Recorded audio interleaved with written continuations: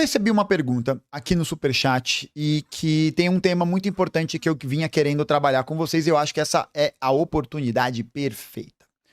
Gustavo, antes o trabalhismo juntava as pessoas em ideal de esquerda. O identitarismo, de certa forma, separou as pessoas. E hoje a classe trabalhadora não se sente representada mais pela esquerda? Esse debate sobre identitarismo precisa ter algumas nuances e alguns apontamentos importantes, né? Em primeiro lugar, a gente acabou se acostumando a ouvir o termo identitarismo e identificando ele diretamente com uma perspectiva de lutas envolvendo raça, gênero, sexualidade, etc, etc, etc, né? Então, esse tipo de atribuição, esse tipo de significado do termo identitarismo, ele é muito reducionista, né?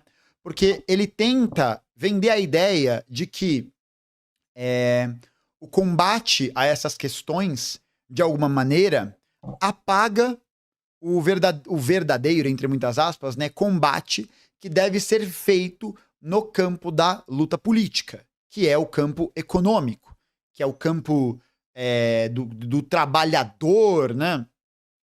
Metafórico, trabalhador. Então, esse termo, identitarismo, geralmente é associado a esse tipo de ideia, de que essa configuração de pautas, né, atrapalha o desenvolvimento da luta de classe e da emancipação dos trabalhadores. Para a gente poder fazer um panorama histórico, né, e um retorno importante, a gente precisa ver que, assim como várias outras coisas, essas pautas e essas lutas também sofreram processos de cooptação por parte das forças capitalistas, da República Burguesa, do liberalismo, e se transformaram em palavras de ordem, se transformaram em lógicas, em modos de operação que, ao mesmo tempo em que fazem essa abordagem nesse sentido, acabam não produzindo essa mudança estrutural, né? Então, nos últimos anos, a gente viu um crescimento muito grande de movimentos que visavam questionar a ordem dominante que foi construída em torno, né, dessa ideia de uma suposta normalidade, né? Então a gente viu muito o crescimento de movimentos de autoafirmação racial, de organizações que falam e debatem sobre sexualidade, sobre gênero e tal. E esse dado ele é muito importante. Por quê?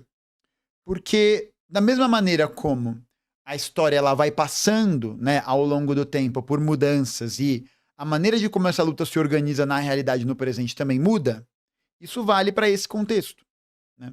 Isso vale para toda essa organização. E o que acontece é que o grande problema é que a centralidade dessas lutas precisam necessariamente serem atravessadas junto a um projeto de classe. Quando eu falo projeto de classe, eu não estou me referindo a um projeto meramente econômico, tá? Porque classe social não diz respeito só à posição que as pessoas ocupam no processo da produção econômica da vida, né? Dos recursos, barará, barará, barará. Mas a classe está inserida dentro de um contexto em que essas determinações históricas formadas pela história, né? Então, a história da divisão sexual do trabalho, da heteronormatividade, da escravidão, etc, etc, etc, são marcadores históricos e que impactam a formação do modo de produção que a gente tem hoje. O que isso significa? Significa que essas pessoas com essas características, né, com esse aporte histórico, vão sofrer de maneira diferente, né? E eu acho que é importante também relatar que não é sobre uma comparação dos sofrimentos, né? Mas existe um grau, né, de repressão da estrutura do Estado, da estrutura da sociedade no geral, que acaba promovendo uma exploração, formas de violência, de falta de atendimento, enfim, de opressões sobre determinados grupos. Vide aí o fato, né, de que, por exemplo, no Brasil, a gente tem um processo de encarceramento da população muito grande e que recai, sobretudo, para os jovens pretos em idade economicamente ativa, né, dos 18 aos 34 anos. Então, há um processo em que essas questões atravessam, né, a realidade da classe trabalhadora. Só que essas questões também passaram por ascensões dentro do debate público e político que muitas vezes deixam de levar em consideração o aspecto de classe que está inserido nesse processo. O aspecto histórico que levou à formação desse modo de produção, dessa forma de como a classe existe no mundo. Né? E esse tipo de atribuição e esse tipo de análise que é cooptada, né, que foi cooptada e foi transformada em um outro discurso, é o que acaba promovendo uma certa ideia de reafirmação das identidades, né? Só que num aspecto de reconhecimento do Estado civil burguês. Então, ninguém aqui está dizendo, por exemplo, que não é importante que esses reconhecimentos não aconteçam, né? A gente está falando de várias pautas que permitam que essas pessoas, em primeiro lugar, existam sob uma certa ordem de normalidade. Perfeito? Perfeito. O ponto é, a defesa meramente dessa entrada na esfera da representação civil não é suficiente para dar cabo aos problemas históricos e estruturais que produziram essas opressões, né?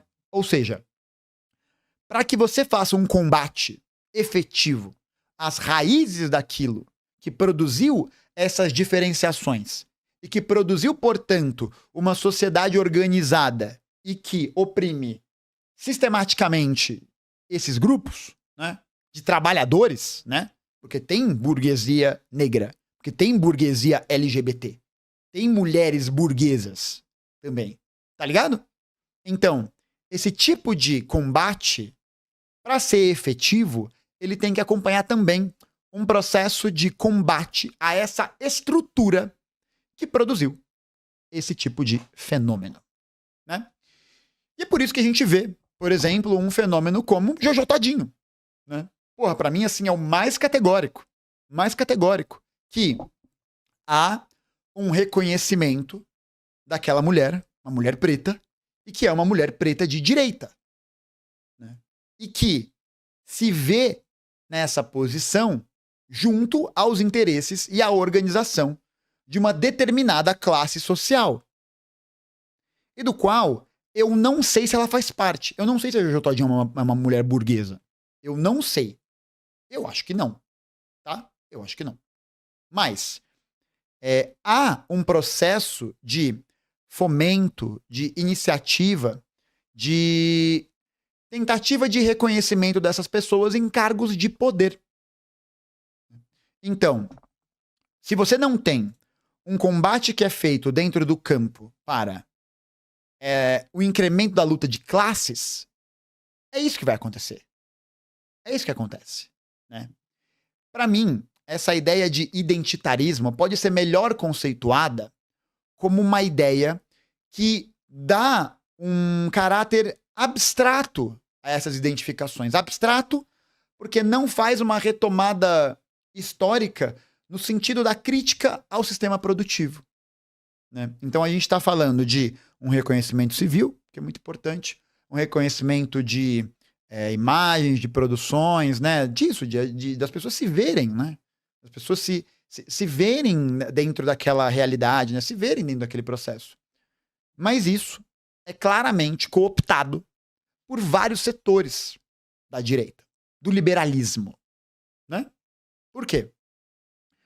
Porque sem uma crítica radical e sem uma atuação radical, portanto, né, nessa ordem discursiva, o que a gente vai ver vai ser o fortalecimento desse identitarismo desse tipo, cooptado, né, que é instrumento de articulação da direita e que vai reforçar a própria ideologia dominante.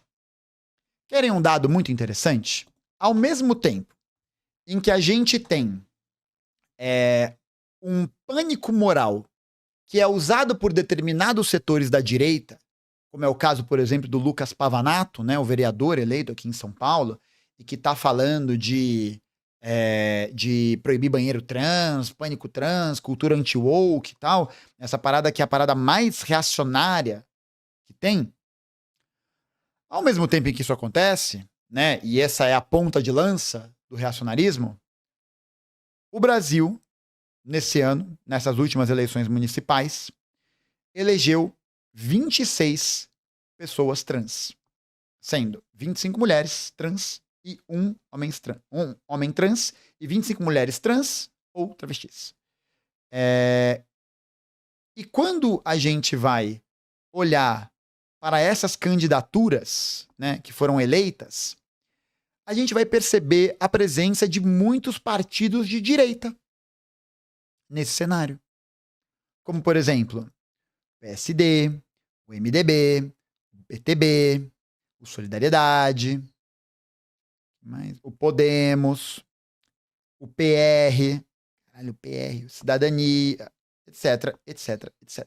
Os dois links para a matéria do Intercept e para essa reportagem, para essa abordagem do G1 sobre a vereança dessas pessoas, está no link da descrição, tá? Então, o que isso representa, né? Representa que esse campo de luta está em disputa. Está em disputa. Porque eu acho que é cada vez menos significativo meramente se reconhecer dentro dessa estrutura de identidade. Na realidade que a gente está vivendo, em que os trabalhadores estão sendo cada vez mais oprimidos, em que o discurso dominante liberal avança cada vez mais, esse tipo de premissa, né, liberal, do reconhecimento e tal, é cada vez mais insuficiente. Então, enquanto não existe um debate que possa aprimorar essa questão de classe em torno desse processo, e aí isso envolve várias determinações, essa pauta vai ser cooptada novamente. E a gente vai ver deputados, vereadores que vão se eleger sob essa bandeira e que, no final das contas, defendem programas políticos que afetam sensivelmente justamente mais essas populações. Tá ligado? Ou o PSD não é um partido da ordem que aprova o arcabouço fiscal. Tá ligado? Assim como o MDB, assim como o PTB, assim como todos eles. Percebe isso? Então, nesse cenário, há uma cooptação desse discurso muito grande e que a esquerda comete o erro, a cagada de achar que é uma questão dicotômica, uma questão separada, binária, né? Olha aí a lógica binária presente aí. Uma lógica binária. Ou você apoia essas questões, ou você faz, abre muitas aspas, a luta de classes. Entre aspas, né? A gente já comentou aqui, já comentei pra vocês, que luta de classes não é só luta econômica, mas é também uma luta relacionada a várias estruturas históricas, né? E que fazem a produção de uma classe social no tempo, em cada tempo, né? Em cada circunstância.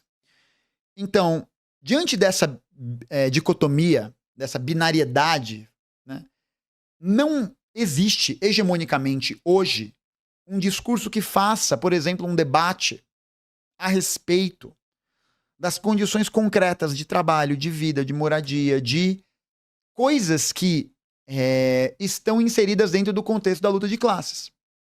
Ou quando se fala sobre isso, se apresenta também um certo caráter político de expressão que apresenta essa defesa, mas que nas votações, ou que no projeto político, as vias de fato, vota com a direita. E aí, assim, né? Em um determinado momento, quando esse processo, né, de uma identidade, de alguma, eu vou chamar de dissidente, né? Porque eu acho que dentro da ordem hegemônica, da ordem política consolidada, acho que a gente ainda vê esses processos como dissidências, né? Como fugas da normalidade, entre aspas. Mas em um determinado momento, quando isso for sendo absorvido, né? E aí vai depender também da nossa atuação, uma série de coisas. Se não há uma crítica radical, uma crítica que dê um sentido de classe, para a gente pensar a economia política também nessas circunstâncias, a direita vai cooptar essa pauta. Vai cooptar. E o que a esquerda oferece, né? Como alternativa? Um processo de reconhecimento, né? De colocação em posições de poder, em posições de autoridade e tal, e que são simbólicos. São simbólicos. São simbólicos. São simbólicos porque, na concretude das relações históricas, econômicas e políticas, o Ministério dos Direitos Humanos, por exemplo, era o ministério que tinha o 4º menor orçamento do governo federal. Ou seja, o ministério que daria, né, esses programas, faria essa parada e tal, é um ministério com pouco orçamento.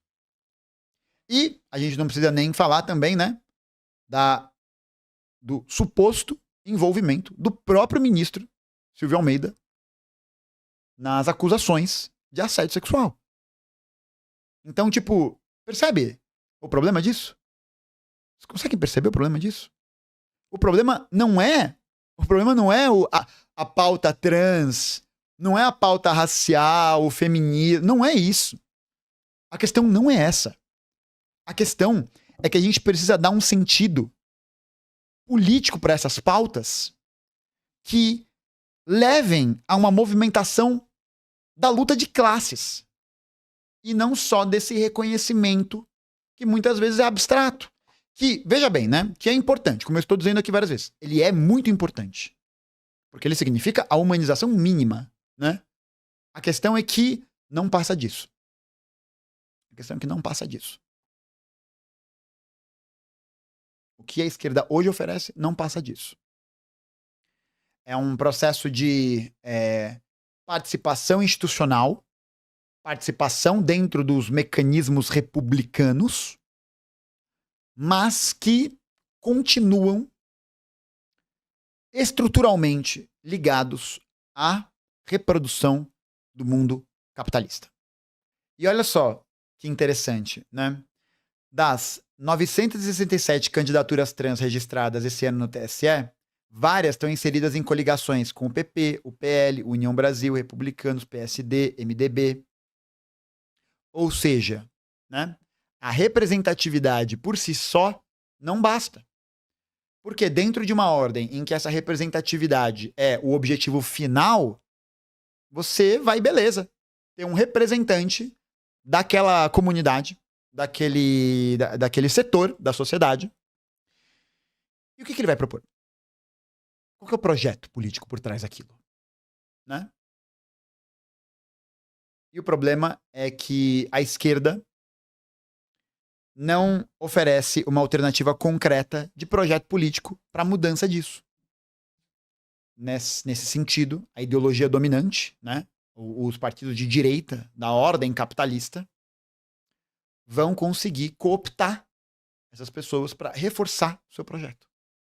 Já que, bom, aparentemente não há alternativa. Mas não caiam nessa não, viu, gente? Ah, o identitarismo acabou com a esquerda. Isso é balela, isso é papo de reaça. Isso é papo de reaça, tá? Isso é um papo que a gente precisa colocar cientificamente. A gente precisa mesmo, não é abandonar essas pautas dessas lutas. A gente tem que abandonar o caráter juspositivista e legalista da esquerda. De achar que a representação institucional por si mesmo basta. De que não há necessidade de promover uma crítica radical à organização. Não só a organização do mundo capitalista, né, mas também da própria formação das pessoas que vão representar esses grupos. Porque quando uma violência é cometida por alguém, né, como supostamente aconteceu no Ministério dos Direitos Humanos, isso é uma âncora para todo mundo. Isso é uma âncora para o movimento. Isso só vai reforçar, por exemplo, o racismo. E aí fica complicado. Né? Aí fica bem complicado. A gente precisa entender, né, que o identitarismo ele não é uma nuvem, ele não é uma brisa, ele não é uma ideia, né? Ele precisa ser entendido dentro de um determinado contexto histórico, de um processo de formação dessa identidade, né? Então, entender essa historicidade permite que a gente possa ver esse debate não sobre luta de classes versus identitarismo, né? Mas a gente entender que essas questões atravessam a luta de classes. Necessariamente. Porque, afinal de contas, né? A história da humanidade até agora tem sido a história da luta de classes. Como disse aqui, né? O cabeça de nós todos. Seu Carlinhos.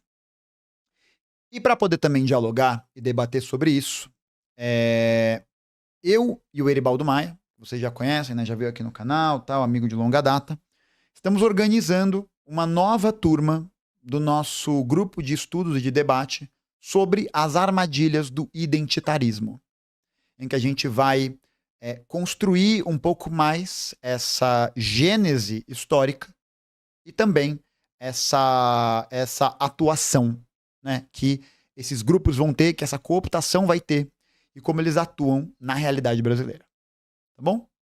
Então, muito em breve, vou fazer o lançamento dele aqui, e você vai poder acessar, né? Eu vou disponibilizar mais tarde, mas você vai poder acessar ele pelos links nas minhas redes sociais. Então, se você não segue, né, no Instagram e tal, e se você não é inscrito também, já se inscreve, e se segue e se inscreve, e eu mandarei os recados e as novidades por lá.